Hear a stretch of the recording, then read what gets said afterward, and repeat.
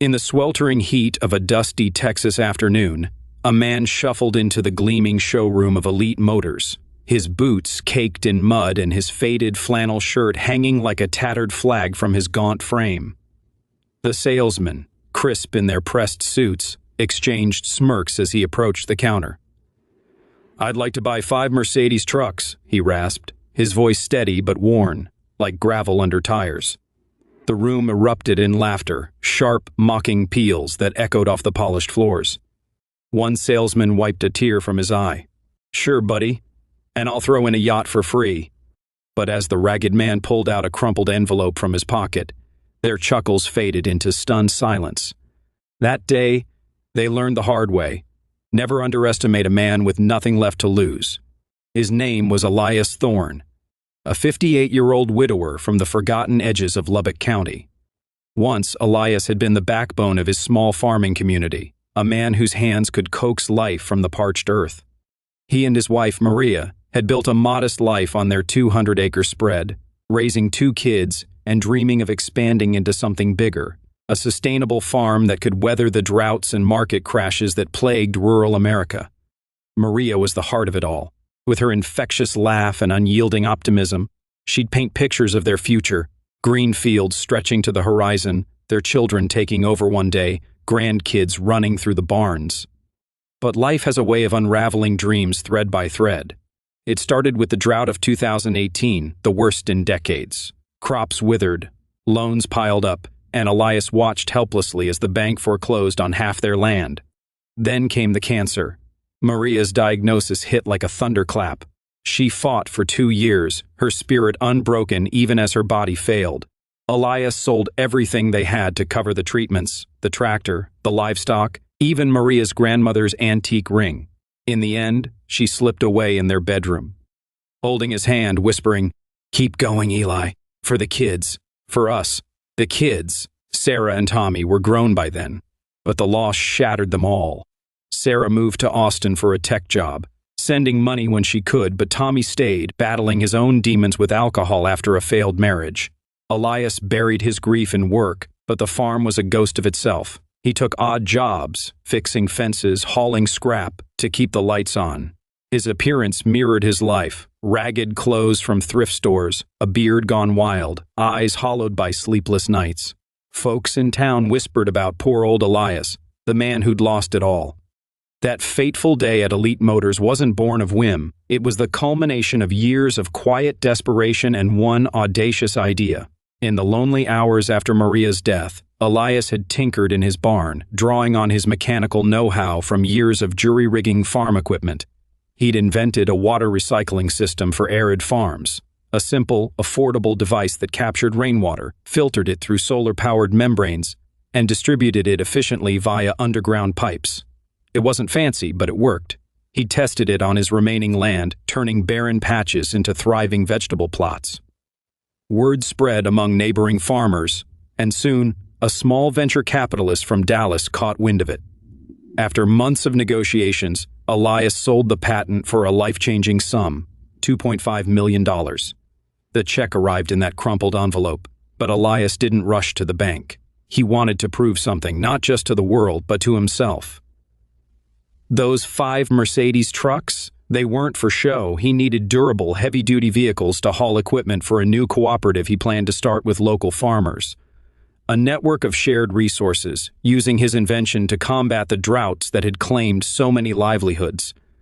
It was Maria's dream reborn, a community thriving together, no one left behind.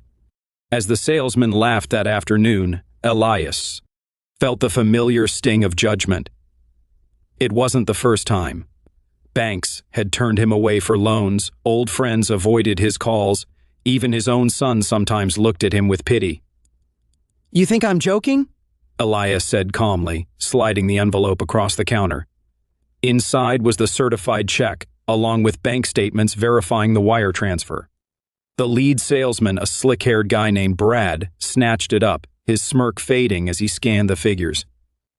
This can't be real," he muttered, his face paling. The room went quiet. Brad called the bank to confirm twice.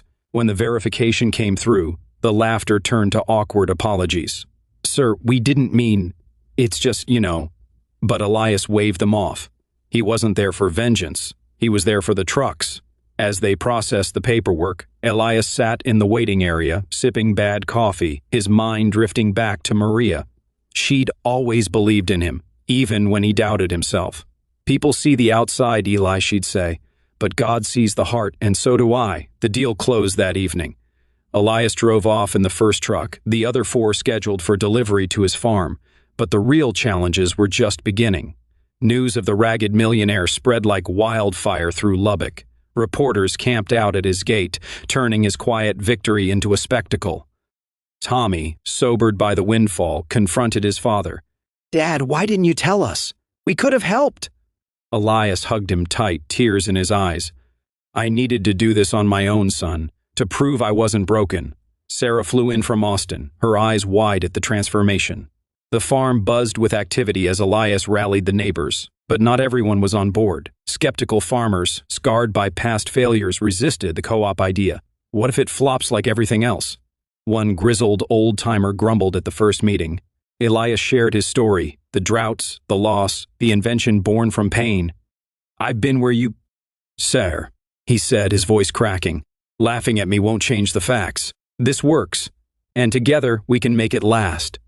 The emotional turning point came during a brutal storm that hit weeks later. Flash floods threatened to wash away the newly installed systems on a neighbor's land. Elias loaded up one of the Mercedes trucks with sandbags and tools, racing through the rain with Tommy by his side. They worked through the night, reinforcing the pipes, saving the crops. As dawn broke, the neighbor clasped Elias's hand. "I laughed at you too, once. Biggest mistake of my life." Word spread, and the co-op grew. Elias's invention scaled up, drawing interest from agribusiness firms. He reinvested the profits, hiring locals, including at-risk youth like Tommy had once been. Sarah quit her job to manage the operations, turning it into a family affair. The farm bloomed, not just with crops, but with hope. Elias visited Maria's grave often, whispering updates. "We're doing it, love. For us." Years later, Elias stood before a crowd at a TEDx event, his once ragged appearance now neat but humble. "They laughed when I said I'd take 5 Mercedes trucks," he began, echoing that day. "But laughter is just fear in disguise. I was ragged on the outside because life had stripped me bare, lost my wife, my land, my pride. But inside, I had fire, an idea, and the will to see it through." He paused, eyes misty. "The biggest mistake isn't judging others. It's judging yourself. Don't let appearances fool you, yours or anyone else's. Chase your dreams, no matter how impossible they seem, because one day you'll look back and realize, the ragged ones, they're the ones who changed the world." The audience rose in applause, but Elias's thoughts were with Maria, Tommy, Sarah, and those 5 trucks, symbols of redemption. In the end, it wasn't about the money or the machines. It was about rising from the ashes, proving that even in the dustiest corners of life, miracles can grow.